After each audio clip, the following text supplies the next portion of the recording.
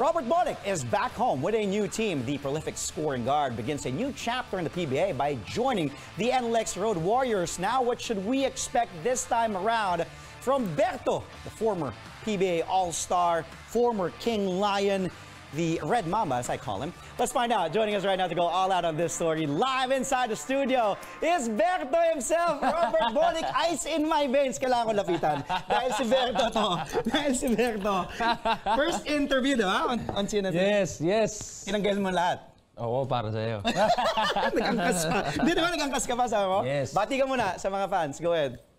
Hello sa mga PBA fans, tsaka sa NLEX Road Warriors. Yeah. Thank you sa angkas pala. Safety. Dapat kunin nyo na. Pati mga bedista, syempre, Sunday na. Wala na, champion na kami ng Sunday. Mamaya, darating tayo dyan. Relax ka lang, relax ka lang. Una sa lahat, Berto, thank you for being back here in the studio. Yes. We've known each other a long time, college pa lang. Kamusta ang feeling pagbabalik sa PBA? You had 9 points, 4 assists. How would you assess yung debut mo sa NLEX? Kasi sabi mo sa akin, kinakabahan ka doon sa larong yon.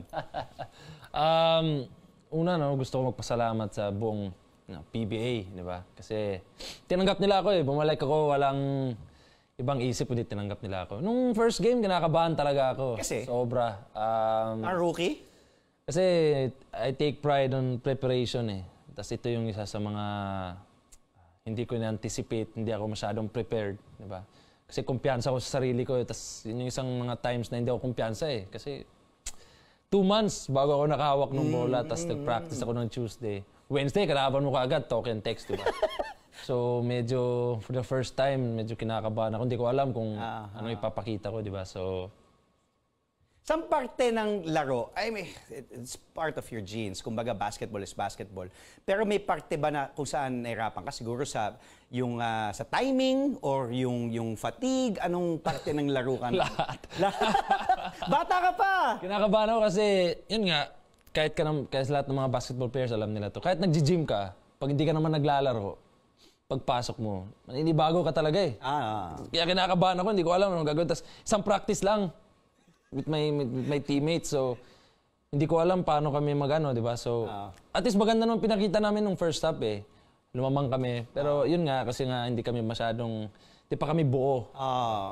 So, by next game, for sure, buo na kami nun. Delikado na yung mga susunod mga kalaban. Medyo may na kami, fluidity na magkasama kami. Ano pinaka-na-miss mo sa PBA? Miss ko yung competition, miss ko yung PBA family. Siyempre, ito yung pinaka-first na professional, di ba? At nung umalis ako, pagbalik ko, kala ko medyo mahihirapan ako, di ba? Pero wala, tinanggap nila ako. Walang problema at all? Walang problema at all, di ba? PBA Commissioner Willie Marshall, sa buong PBA, sa Northport, sa NLEX, wala. Sobrang inayos talaga nila at binigyan nila ako ng opportunity na bumalik, tinulungan nila ako. Wala ka naman din problema eh. Mabait ka eh. Saka sa mga player na mabait na professional. Yes, thankful. Oo, pati wala kang issue, di ba? Hindi ka naman nagkaroon ng problema, walang mga ejection, wala. Hindi pa ako na-ejection sa Wag na. Sa NCO, na-eject ka. Sa NCO. Pero dito sa PBA, hindi. Naglaro ka sa Japan. Isa ka sa mga, kumbaga, mga nag-B-League, di ba? Sina Matthew Wright, the Ravenna Brothers, and alam ko pinag-uusapan natin to. Sarap, Japan is a great place. Fukushima, Fire Bonds. Ano yung mga nakita mong malaking pinagkaiba? Dahil ikaw mismo, you played there, you got the taste, you got the experience. And then, bumalik ka agad eh. So ano yung nakita mong pinagkaiba ng PBA sa B-League? Siguro sa akin, first, tatlong import, di ba? 2 sa loob.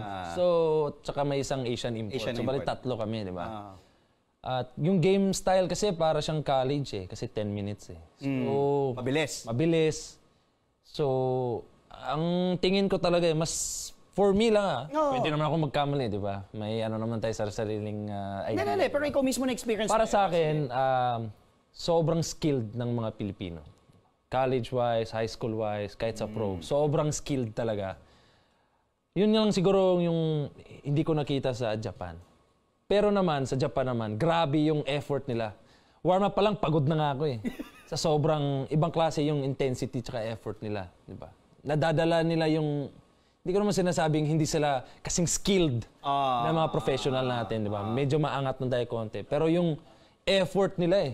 Parang college talaga na patayan. Oo, patayan, kulitan. Parang intensity, parang go hard lagi. Go hard lagi. Iba kasi eh. Kaya ilang beses na rin ako tinanong, sabi ko, sa PBA kasi, more on NBA style tayo. 12-minute ball game, more on execution. Mas physical. Diba? Iba din yung physicality niya. Compared dun sa B-League, more on college style sa atin dito, diba? 10 minutes. More on FIBA. Diba? FIBA style of play. Tama.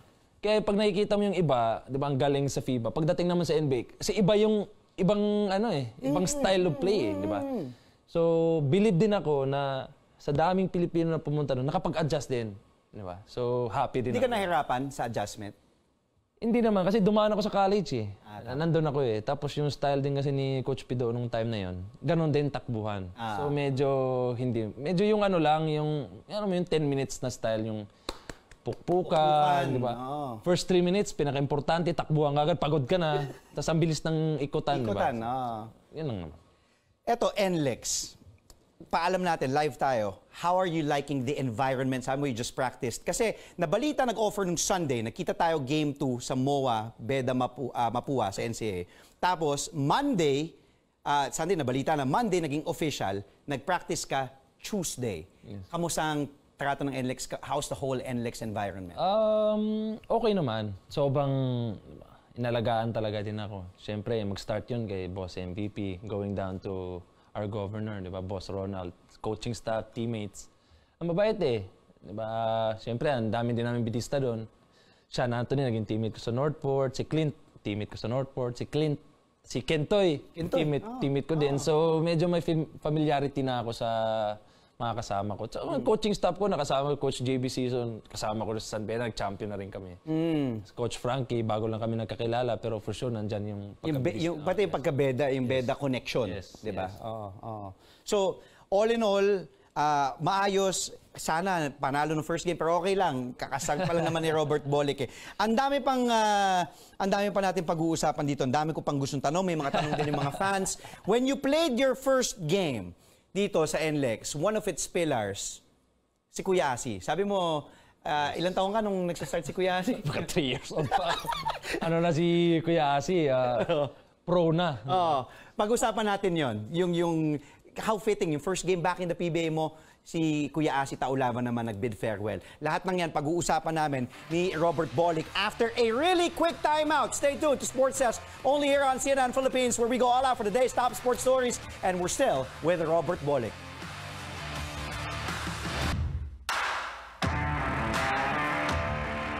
Welcome back to Sports Desk, only here on CNN Philippines. As you can see, our guest today for his first TV interview since being traded, since coming back from Japan, natatawa siya. Robert Bolick of the NLEX Road Warriors. Kaya natatawa si Berto kasi ang dami niyang tinanggihan para maka-guest dito sa show natin. NLEX, nawala si Kiefer, nag-Japan. Kevin, unfortunately, get well, Kevin. We saw, nag-surgery na siya sa ACL niya. Si Kevin Alas. They need a point guard, and they need that star power. Nakuha nila pareho in you. Robert Bolick, star, big-time player, NCAA, scored 50 points in the game in the NCAA against Arellano. May pressure bang ganun sa'yo? Kinausap ka ba na, Berto, kailangan namin ano ka dito beast mode ka dito. May ganun ba? Kilala na nila ako eh. For me, sa sarili ko, binibigyan ko talaga pressure ko. Kasi nag-prepare ako sa sarili ko eh, na dumating sa gantong point sa buhay ko, di ba? From college to the pros. Yung work ethic ko talagang iba. So, ginagawa ko lahat yon para pagdating sa game, prepared ako sa kahit anong mangyari. So, kung ano man yung expectations nila, gagawin ko lahat. Kung makaya kong ma-afford rin din, di ba? At least, makikita lang nila yung effort. Na binibigay mo. Tama. So, nung game mo nga, nung first game mo, Wednesday, yun naman naging final game ni The Rock, Asi Taulava, 24 seasons in the PBA. Grabe. 3 years old ka pa lang nung sabi mo, dinadraft si Asi, di ba? And sayang hindi mo siya, kumbaga, hindi kayo yung naglaro na talagang, di ba? And you didn't get the win for Asi there and sa pagbabalik mo. Nakausap mo si Asi, ano yung mga sinabi sa'yo ni Asi na pwede mong ma-share na sa conversation naman hindi mo makakalimutan? Siyempre, unang dating ko, tapos nalaman ko na, meron na pala siyang retirement, di ba? So, usap kami konti. Sabi niya, I want this win. Diba? At least man lang daw after ng ano. At di ko makakalimutan talaga, Kuya Asi. Yung, kalimutan ko nung kailan yun 2018 or 2019. Rookie year pa lang ako eh. May ano kami ng PBA, TLC. Medyo may guesting. Okay. Nandun si Asi. Ang ganda ng TV, ang laki ng TV eh. So, hindi ko naman kaya kasi rookie ako. Dumaan ako kay Asi. Sabi, kay Asi, I want that TV. Okay. So, pumunta siya sa sabi niya, Robert wants the TV. So, paano ko daw makuha yon? So, pinalaro ako, nauwi ko. Sabi niya, go, take it home. So, doon pa lang nakikita mo talaga, iba to, ibang tao to, di ba? Wala siyang, pwede niya kunin para sa sarili niya yan, di ba? Tapos binigay niya sa akin. Inuwi ko sa bahay. Hanggang ngayon, nandiyan pa rin sa akin, di ba? Hindi mo makakalimutan yun. Hindi ko makakalimutan yun, di ba? Siyempre, rookie pa lang ako yan, di ba? naman, Tapos, ginawa niya para sa akin yun, di ba? At ngayon, same team kami. Sayang lang kasi nga, nag-retire siya. Pero kailangan na eh. So, pati family din yan. Lalaki na ng mga anak niya. Yes. Tingnan natin yung time na na-trade ka. Kasi kahit ang dami naman nagulat, in-expect mo ba yon? And at the same time, anong nangyari doon sa pag-trade? Kasi inaantay, pagbalik ni Bolik dito from Japan, saan na ba maglalaro si Robert? Maglalaro ba siya sa Northport? Matitrade ba siya dito? Anong nangyari? Pag-uwi ko kasi, siyempre tumawag ko kay Marvin, siya naman yung agent ko. Your agent, yeah. Sabi ko, boss, ikaw na bahala. Kasi nga, umuwi ako dahil alagaan ko muna yung asawa ko. Yes. So from dating na yun, hindi ko alam, kailan may October 18, 17. Hindi na ako naglaro talaga. Nagstay lang kami sa bahay, kaming dalawa, binabantayan ko lang. Wala talaga akong, hinayaan ko lang si Boss Marvin kung ano mang may bibigay niya. At yung sinabihan niya ako na na-trade na nga ako at may opportunity ako maglaro sa NLEX. Tapos bumalik din ako kay Boss MVP, kay Boss Ronald. Siyempre masaya na rin ako, di ba? So shoutout din nun sa Northport, di ba? Inalagaan din nila. Kamusta ang relationship mo sa Northport? And si Coach Pido, nakausap mo pa ba? Yes. I know he's now with the UST, pero... Yes, for sure. Hindi ko makakalimutan yung Northport na yun. Yun yung draft sa akin eh. Tumawag ako sa lahat ng kay Governor Eric, kay Boss Bonnie, kay Coach Pido. Lahat yun tinawagan ko. Lalo na kay Coach Pido kasi pag draft ko, siya kaagad yung coach ko, di ba? Tapos may Stanley Pringle kami. Binigyan niya kaagad ako ng kumpiyansa eh, di ba? Binigyan niya ako ng opportunity na kaya mo to, di ba? Tapos naging sino man ako hanggang ngayon. Big part of that, siyempre Northport, tsaka Coach Pido, tsaka kay Coach Bonnie, di ba? Kasama ko silang dalawa. Hindi ko makakalimutan yun, siyempre. Nandyan pa rin yung, siyempre, respeto ko sa kanila na coach. Nung unang tawag ko kay Coach, Coach, thank you talaga. Hindi ko makalimutan yung, kahit minsan may magandang conference tayo, may natatalo tayo. Stick ka pa rin sa akin. Hinahayaan mo kung, basta, laruin mo lang. Talagang tiwala niya sa akin, diba? So, siyempre, hindi mo makakalimutan yun. For sure, sa kanila din, hindi din ako. Oo naman. Ang ganda, may mga run kayo maganda. Doon pa si Mo Tautuan, nalala ko. Yes. Pringle. And isa yan sa mga bagay na gusto ng tao sa'yo. Kaya nga sabi mo, di ba, blessing sa'yo. Kasi napakabait mo eh. Okay yung relationship mo. Okay yung relationship mo sa lahat eh. Wala kang masamang tinapay. Speaking of which, mga teammates mo, sino ka excited ba kaharap na nasa Northport? Yung excited ka makalaban? Yung patay sa akin to? Yung time kasi na last ko sa Northport, bago na kasi halos lahat eh. Wala na yung mga, yung pagdating kong rookie, ako mga kuya-kuya ko talaga. Wala din sila Arwin eh, tama. Kahit si Arwin, late na dumating eh. Siyempre yung mga kuya ko talaga dumating pagdating ko, Ryan Aranya, Mo Tautua, Stanley Pringle, nawala na kasi lahat. So ngayon siguro medyo naging close din ako kay Kuya Jeff, di ba? Si Arvin, kasama ko rin. Jeff Chan, yeah. Sila MJ Ayaay. Yun yung mga nakakasama ko. Buti si Kent nakasama ko. Diba? Yun yung mga, lahat naman mga kaibigan ko yun eh. Pero yung last, mga playing ko, medyo kasi may dumadating kakastart lang ng bagong conference lang. Hindi yung medyo matagal. Yun yung medyo matagal ko nakasama sila. Paulo Taha. Yun. From rookie year ko hanggang last paglalaro ko sa Northport, nandun pa rin siya. So, nandun pa rin yung relationship namin talaga. You surprised everyone. Well, I kind of expected it na magja-Japan ka, Fukushima Firebands. Hanggang ngayon, ang dami pa rin nagtataka kung bakit, di ba, nag-decide kang nag-Firebands ka, tapos nag-decide kang, bilis lang ni Berto pabalik na. Yes. Alam ko na kung bakit yung dahilan, di ba? Yes, pero kwento mo, sige. Main reason why you came back. Hindi naiintindihan ng mga tao yun for sure, di ba? Pero sa mga nanay na nabubuntis, yung mga taong dumadaanan, naiintindihan nila yun, di ba? Anong pinagdadaanan nila. So doon pa lang sila alam na nila yon. Diba? So, ako mas prioritize ko yung family ko, di ba? Siyempre. Pinagdasal ko sa Panginoon, bigyan niya ako lalaki, di ba? Nabigyan talaga ako, di ba? So nung pagsabi niya, wala, medyo hirap, di ba? Sabi ko, wala na. Hindi na tayo magdalawang isuwi na tayo. Bahala na, di ba? Yung Panginoon. So dahil, feeling ko dahil doon, di ba? Biniyaan din ako ng Panginoon eh, di ba? Dinagay din ako dito, di ba? So, ganun talaga, hindi ko na, wala na yun eh. Nasa past na yun. Move forward. Yeah, and blessing after blessing. Yes, You'll be having a baby, Robert Bolick Jr. soon. Yes. Hello to your wife, by the way, Cassandra, who's at home watching. Thank you. Casa, see you sa Sunday sa Game 3. Okay, alam kong maganda opportunity Japan. Di ba, it's a beautiful country, sarap ng food, and alaga, sabi mo, accommodation, food, everything. Is that something that you would still consider? Hindi na. Hindi na. Goodbye na ako sa international. Dito ko na una sa business, wala na. Wala na, gusto ko na magkapamilya. Nandito na ako, may anak na ako. So, ayaw ko na medyo palipat-lipat. So, ipapayo mo ba yun sa mga younger players na, kunyari may lumapit sa'yo, Kuya Bert, ang tingin mo, mag-Japan ba ako? Mag-ano ba ako? I think for me, di ba, kung komportable ka naman, kung saan ka komportable, di ba? Sa PBA, akala mo madali eh. Pero pagpasok mo, ang daming magagaling. Promise, ang daming magagaling, maugulat ka.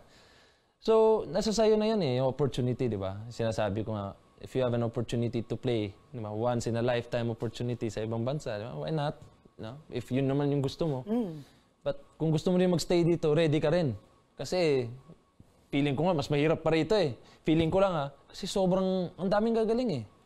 Sobrang daming players na magagaling dito sa PBA. So, be ready lang. So if you have an opportunity, kung bata ka pa naman, wala kang pamilya, it's up to you. You go take it. Pero kung gusto mo mag-stay dito, for sure, ready ka rin. Kasi hindi madali pumasok dito sa PBA. Ang daming magagaling talaga. Real talk from Robert Bolick, and he will still be with us after this really quick break. And Robert will answer the questions that you sent us online. Sana, wholesome, mababait kayo kay Robert. Stay tuned to Sports Desk only here on CNN Philippines. We'll be right back with Robert Bolick.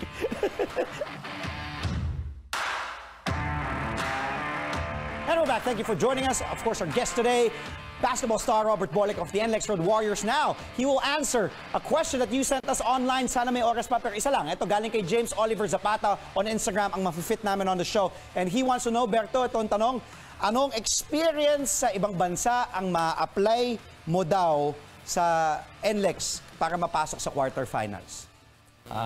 Kailangan manalo kami 3 laro. Kailangan namin panalo yung 3 laro para may chance kami. So, struggling ngayon, pero kaya naman, tuloy-tuloy. Kaya naman. Okay. Last, Beda Mapua, Game 3. Dapat di ko na tinatanong kasi alam kong sagot mo. Beda Mapua, Game 3. Nanood ka Game 2? San Beda, for sure. Dahil?